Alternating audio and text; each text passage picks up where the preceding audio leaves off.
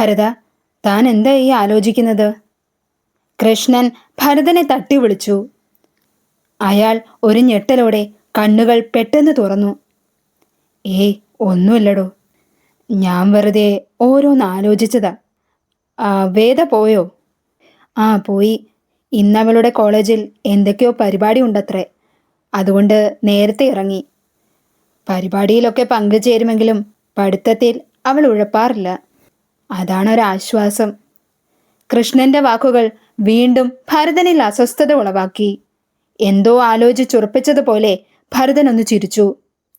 അല്ല കൃഷ്ണ, ദാസന്റെ കല്യാണക്കാര്യം എന്തായി? അന്ന് നമ്മൾ കണ്ട അവർക്ക് ഈ കല്യാണത്തിൽ താല്പര്യമില്ലെന്ന് അറിയിച്ചിരുന്നു. ഇപ്പോ വേറൊരെണ്ണം ഒത്തുവന്നിട്ടുണ്ട്. എത്രയും പെട്ടെന്ന് അതങ്ങ് നടത്തണം. അതെ, വെച്ചു താമസിപ്പിക്കരുത്. പക്ഷേ കൃഷ്ണ, മറ്റൊരു പ്രധാനപ്പെട്ട കാര്യം എനിക്ക് പറയാനുണ്ട്. ഭരതന്റെ ഗൗരവമേറിയ സ്വരത്തിലും ഭാവത്തിലും കാര്യം എന്താണെന്നറിയാൻ കൃഷ്ണൻ ഭരതനെ നോക്കിയിരുന്നു. കൃഷ്ണ, പ്രായപൂർത്തിയായ ഒരു പെൺകുട്ടി ഈ ശ്രീലകത്ത് നിൽക്കുമ്പോൾ അവളുടെ ജ്യേഷ്ഠന്റെ കല്യാണം നടത്തുന്നത് ശരിയാണോ? ഭരതന്റെ വാക്കുകൾ കൃഷ്ണനിൽ അരിശം തീർത്തിരുന്നു. എന്താ ഭരത ഈ പറയുന്നേ? വേദയുടെ വിവാഹകാര്യമാണോ താൻ ഉദ്ദേശിച്ചത്? തനിക്കറിയില്ലേ, അവളിപ്പോ പഠിക്കുവല്ലേ. എൻ്റെ കുട്ടിയുടെ ആഗ്രഹം ഞാൻ കണ്ടില്ലെന്ന് നടിക്കണോ? പറ്റില്ല. എന്നാലും നിനക്കെങ്ങനെ ഇത് പറയാൻ കഴിഞ്ഞു ഭരത? ഇത് ഞാൻ പറഞ്ഞതല്ല കൃഷ്ണ. ഇപ്പൊ നമ്മുടെ നാട്ടിലെ സംസാരം തന്നെ ഇതാണ്. നിനക്കറിയില്ലേ, ഈ ഗ്രാമത്തിൽ നിന്നും അധികം ആരും പട്ടണത്തിൽ പോയി പഠിച്ചിട്ടില്ല. അതുകൊണ്ട് തന്നെ അതിൽ അസൂയുള്ളവരും വിവരമില്ലാത്തവരും ഓരോ കഥകൾ അഴിച്ചുവിടും. കൃഷ്ണ, ഇനി പറയാൻ പോകുന്ന കാര്യം നമ്മളല്ലാതെ വേറെ ആരും അറിയരുത്. കുറച്ചു കാലമായി എനിക്ക് മദ്യപാനശീലമുണ്ടെന്ന് നിനക്കറിയാമല്ലോ. അങ്ങനെ ഷാപ്പിലിരുന്നപ്പോൾ അവിടെ ഓരോരുത്തവന്മാര് എൻ്റെ വേദമോളെപ്പറ്റി പറയുന്നത് കേട്ട് എൻ്റെ ചങ്ക് തകർന്നുപോയി. എന്താ ഭരത അവര് പറഞ്ഞത്? ആദിയേറിയ മുഖമോടെ കൃഷ്ണൻ ഭരതനെ നോക്കി. നമ്മുടെ വേദയ്ക്ക് പട്ടണത്തിൽ അരുതാത്ത ബന്ധം വരെ ഉണ്ടെന്നാണ് അവർ പറയുന്നത്. അപ്പോൾ തന്നെ അവൻ്റെ കരണം തീർത്ത് ഞാനൊന്ന് കൊടുത്തു. പക്ഷേ അവരുടെ ചോദ്യത്തിന് മുന്നിൽ എനിക്ക് തല താഴ്ത്തേണ്ടി വന്നു. ഇത്രയും പ്രായമായ പെൺകുട്ടിയെ നിർത്തിക്കൊണ്ട് അവളുടെ ആങ്ങളയ്ക്ക് വിവാഹം ആലോചിക്കുന്നതിൽ പന്തികേടുണ്ടത്രേ. അതിന് എനിക്കപ്പോൾ മറുപടി പറയാൻ കഴിഞ്ഞില്ല കൃഷ്ണ. അതിനിപ്പോൾ എന്താ? എൻ്റെ കുട്ടിക്ക് പഠിക്കാനാണ് ആഗ്രഹം. ഇനി ആര് പറഞ്ഞാലും അതൊന്നും എന്നെ ബാധിക്കുന്ന വിഷയമല്ല. ഭരതനോട് ചോദിക്കുന്നവരോട് താനും ഇങ്ങനെ തന്നെ പറഞ്ഞാൽ മതി. കൃഷ്ണൻ ചാടി എഴുന്നേറ്റു. അയാളിൽ കണ്ട പരവേശവും വെപ്രാളവും ഭരതൻ കണ്ടാസ്വദിച്ചിരുന്നു. നീ ഇങ്ങനെ ആശങ്കപ്പെടേണ്ടടാ. നാട്ടുകാരല്ലേ, അവർ അങ്ങനെ പലതും പറയും. നമുക്ക് എത്ര പേരുടെ വാപൊത്തി പിടിക്കാനാവും? പറയുന്നവർ പറയട്ടെ, താൻ ഇതൊന്നും കാര്യമാക്കി എടുക്കണ്ട. മറ്റാരെങ്കിലും പറഞ്ഞ് ഇതറിയുന്നതിന് മുൻപ് എനിക്ക് തന്നോട് ഇത് പറയണമെന്ന് തോന്നി. അത് പറഞ്ഞു. അത്രയേ ഉള്ളൂ. താൻ അതൊക്കെ വിട്ടുകള. ഭരതൻ കൃഷ്ണന്റെ തോളിലൊന്ന് തട്ടി. ശരിയടോ, ഞാനെങ്കിൽ ഇറങ്ങുക. ആ പിന്നെ, ദാസന്റെ പെണ്ണിന്റെ വീട്ടിൽ പോകുമ്പോൾ അറിയിക്കണേ. ഞാനും ജാനകിയും കൂടി വരാം. നമുക്ക് എത്രയും പെട്ടെന്ന് തന്നെ അവന്റെ വിവാഹം അങ്ങ് നടത്താം. അത്രയും പറഞ്ഞുകൊണ്ട് ഭരതൻ ശ്രീലകത്തിൽ നിന്നും പടിയിറങ്ങി. ഭരതൻ കോരിയിട്ട കനലിൽ കൃഷ്ണന്റെ മനസ്സ് നീറി തുടങ്ങിയിരുന്നു. വേദയെപ്പറ്റിയുള്ള സംസാരം കാട്ടുതീ പോലെ ആ ഗ്രാമം മൊത്തം കത്തിപ്പടർന്നു. ഭരതൻ പടർത്തിയെന്ന് തന്നെ പറയാം. കാണുന്നവരും കേൾക്കുന്നവരും കൃഷ്ണനെ തടഞ്ഞു നിർത്തി ചോദിക്കാനായി തുടങ്ങി. ആദ്യമൊക്കെ കൃഷ്ണൻ വിശദീകരണം കൊടുത്ത് അവരെ പറഞ്ഞയച്ചു. പോകെ പോകെ അയാൾക്ക് അതിനായില്ല. പിന്നീടുള്ള ഓരോ ദിവസവും വേദയെപ്പറ്റിയുള്ള കഥകൾ പല രൂപത്തിലും ഭാവത്തിലും മെനഞ്ഞുകൂട്ടി. സഹിക്കാനാവാതെ കൃഷ്ണൻ ഒരു തീരുമാനമെടുത്തു. ദാസന്റെ വിവാഹത്തിന് മുൻപ് വേദയുടെ വിവാഹം നടത്തണം. അതും എത്രയും പെട്ടെന്ന്. മുത്തശ്ശി, എന്താ നിർത്തിയത്? ബാക്കി കഥ പറ. വേദയുടെ വിവാഹം നടത്തിയോ? ആരായിരുന്നു അവളെ വിവാഹം ചെയ്തത്? വേദയുടെ ചോദ്യം ആദിയും വൃന്ദയും ആവർത്തിച്ചു. അതൊക്കെ ഞാൻ നാളെ പറയാം. ദാ, എൻ്റെ കുട്ടികളൊക്കെ കഥ കേട്ട് ഉറങ്ങിപ്പോയത് നിങ്ങൾ കണ്ടില്ലേ? കുട്ടിപ്പട്ടാളങ്ങളെല്ലാം കഥയും കേട്ട് അവിടെ തന്നെ കിടന്നുറങ്ങിപ്പോയിരുന്നു. അവരവിടെ കിടക്കട്ടെ, ഞങ്ങൾ ഉറങ്ങിയില്ലല്ലോ. മുത്തശ്ശി ബാക്കി കഥ പറ. ആദി വാശി പിടിച്ചുകൊണ്ടേയിരുന്നു. അത് കൊള്ളാം. നാളെ ഞാൻ ഇവർക്ക് വേണ്ടി ഈ കഥ പിന്നെയും പറയണം. മാത്രമല്ല എനിക്കും ഉറക്കം വരുന്നുണ്ട് കുട്ടികളെ. ഞാനും ഒന്ന് മയങ്ങട്ടെ. നിങ്ങൾ ഒരു കാര്യം ചെയ്യ്, ഇവരെ ഓരോരുത്തരെ കൊണ്ട് മുറിയിൽ കിടത്ത്. കണ്ടില്ലേ ചുരുണ്ടുകൂടി കിടക്കുന്നത്. മുത്തശ്ശി, സസ്പെൻസ് ഇടാതെ കഥ പറ, ഇല്ലെങ്കിൽ എനിക്കിന്ന് ഉറക്കം വരില്ല മുത്തശ്ശി. വൃന്ദ വസുന്ധരയുടെ തോളിൽ ചാഞ്ഞു കിടന്നുകൊണ്ട് ചോദിച്ചു. സമയം ഒരുപാടായില്ലേ കുട്ടി. മുത്തശ്ശി ഉറപ്പായും നാളെ തന്നെ ബാക്കി പറയാം. എൻ്റെ കുട്ടികൾ ചെല്ല്.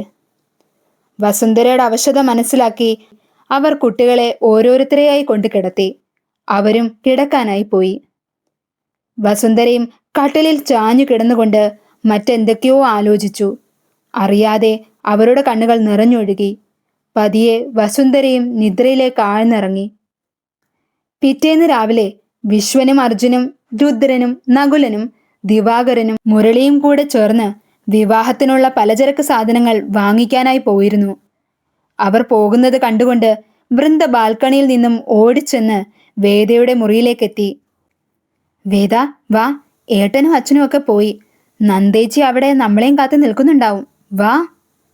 വൃന്ദ ആദിയെ വിളിക്കാനായി പോയിരുന്നു. വേദ അതിഥിയെ വിളിക്കാനും പോയി. അവർ 4 പേരും കൂടി പതിയെ ദ്വാരകയിൽ നിന്നും ഇറങ്ങി കുറച്ചു നടന്നു. അവിടെ ഒരാൽമരത്തിന്റെ തറയിൽ അവരെയും കാത്ത് നന്ദ നിൽപ്പുണ്ടായിരുന്നു. നന്ദയെ കണ്ടതും അവർ അവിടേക്ക് ഓടിച്ചെന്നു. നന്ദേച്ചി വന്നിട്ട് കുറെ നേരമായോ? ചെറിയ കിതപ്പോടെ വൃന്ദ ചോദിച്ചു. ആ, കുറച്ചു സമയമായി. അല്ല, എന്താ മോളെ കാണണമെന്ന് പറഞ്ഞത്? നന്ദേച്ചി, ഇത് വേദ. വൃന്ദ അവരെ പരിചയപ്പെടുത്തുന്നതിന് മുന്നേ നന്ദ അവരെ തിരിച്ചറിഞ്ഞതുപോലെ പേരുകൾ പറഞ്ഞു. അവർക്ക് അതൊരത്ഭുതമായി തോന്നി. ഏട്ടത്തേക്ക് എങ്ങനെ ഞങ്ങളെ മനസ്സിലായി? ആദി ആകാംക്ഷയോട് ചോദിച്ചു. നിങ്ങളുടെ വിശ്വട്ടൻ തന്നെയാ ഫോട്ടോ കാണിച്ച് പരിചയപ്പെടുത്തി തന്നത്. അതുകൊണ്ട് എനിക്ക് നിങ്ങളെ എല്ലാവരെയും അറിയാം. ചെറിയ ചിരിയോടെ നന്ദ പറഞ്ഞു. ഓഹോ, എന്റെ ഏട്ടത്തി ആ മുരടനെ എങ്ങനെയാ ഏട്ടത്തി പ്രേമിച്ചത്? അതിഥി നന്ദിതയുടെ അടുത്ത് ചെന്ന് തോളിൽ കൈയും വെച്ച് ചോദിച്ചു. അതിന് മറുപടിയായി നന്ദ നേരിയ ചിരി ചിരിച്ചു. പറയേട്ടത്തി, നിങ്ങളിൽ ആരാ ആദ്യം ഇഷ്ടം തുറന്നു പറഞ്ഞത്? വേദ ചോദിച്ചതും നന്ദ അവരുടെ കഥ പറയാൻ തുടങ്ങി. ദ്വാരകയുടെ സ്ഥാപനങ്ങളൊക്കെ നോക്കി നടത്തുന്ന വിശ്വസ്തനായ വ്യക്തിയായിരുന്നു നന്ദിതയുടെ അച്ഛൻ ശിവരാമൻ. ഒരിക്കൽ ശിവരാമന്റെ കൂടെ ദ്വാരകയിൽ വന്നപ്പോഴാണ് വിശ്വനെ നന്ദ ആദ്യമായി കാണുന്നത്. അന്ന് വിശ്വൻ ഡിഗ്രിക്ക് പഠിച്ചുകൊണ്ടിരിക്കുകയായിരുന്നു. നന്ദ +2-ലും. ശിവരാമൻ എന്തോ കണക്കുകളും മറ്റും കാണിക്കാൻ വന്നപ്പോൾ ആ വഴി അവളെ സ്കൂളിൽ വിടാമെന്ന് പറഞ്ഞുകൊണ്ട് ശിവരാമന്റെ കൂടെ നന്ദയും കൂടെ പോന്നു. ശിവരാമനും മുരളിയും കണക്കുകളൊക്കെ പരിശോധിച്ചുകൊണ്ടിരുന്നു. അവിടേക്ക് അവരെ കണ്ടുകൊണ്ട് മധു നടന്നു വന്നു. ശിവരാമൻ മോളെയും കൂട്ടിയാണോ വന്നത്? മധു നന്ദയുടെ അരികിൽ വന്ന് അവളുടെ നെറുകയിലൊന്ന് തലോടി. ഈ വഴിയല്ലേ സ്കൂളിലേക്ക് പോകുന്നത്, അതുകൊണ്ട് ഇവളെയും കൂടി കൂട്ടി. കണക്കുകൾ നോക്കുന്നതിനിടയിൽ ശിവരാമൻ മധുവിന്റെ ചോദ്യത്തിന് മറുപടി കൊടുത്തു. നിങ്ങളെങ്കിലും ഇരിക്കെ, ഞാൻ ചായ ഇടാം. വാ മോളെ. മധു നന്ദയും കൂട്ടി അകത്തേക്ക് കയറി. മോളിവിടെ ആദ്യമായിട്ടല്ലേ വരുന്നത്? അമ്മയ്ക്കും അനിയത്തിക്കും സുഖം തന്നെയല്ലേ? അവൾ ആണെന്ന് തലയാട്ടി. മോൾ ഇവിടേക്ക് ഒന്ന് ചുറ്റിക്കണ്ടോ, അപ്പോഴേക്കും ഞാൻ ചായ ഇട്ടുകൊണ്ട് വരാം. മധു നന്ദയെ അവിടെ നിർത്തി ചായ എടുക്കാനായി പോയി.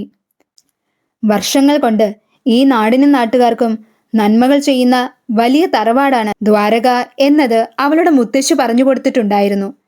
പക്ഷേ ആ കഥകളിൽ നിന്നും കുറച്ച് പുതുമയുള്ള വീടായിരുന്നു ഇന്ന് ദ്വാരക എന്ന് അവൾക്ക് തോന്നി. ഇത്രയും വലിയ തറവാട് ആദ്യമായി കണ്ടതുകൊണ്ട് അവളുടെ കണ്ണുകളിൽ എല്ലാത്തിനും ഒരു ഭംഗി തോന്നി. അവൾ മെല്ലെ മുകളിലെ കോണിപ്പടികൾ കയറി ബാൽക്കണിയിലെത്തി. അവിടെ മനോഹരമായ ചില ചെടികൾ അവളുടെ കണ്ണുകളിൽ കുളിർമയേകി. അവൾ അവയെ കൗതുകത്തോടെയും സ്നേഹത്തോടെയും തഴുകി. ആരാ അത്? എന്തിനാ അതിൽ തൊടുന്നത്? പെട്ടെന്ന് ആരുടെയോ ശബ്ദം കേട്ടുകൊണ്ട് നന്ദ ഒരു ഞെട്ടലോടെ തിരിഞ്ഞു നോക്കി. ഭിത്തിയിൽ ചാരി നിന്ന് തന്നെ തുറച്ചു നോക്കുന്ന വിശ്വയെ കണ്ടതും നന്ദ ഒന്ന് പരുങ്ങി. നീലയും കറുപ്പും കലർന്ന ഒരു ചെക്ക് ഷർട്ടായിരുന്നു വിശ്വന്റെ വേഷം. നന്ദയ്ക്ക് വിശ്വനെ പരിചയമില്ലായിരുന്നു.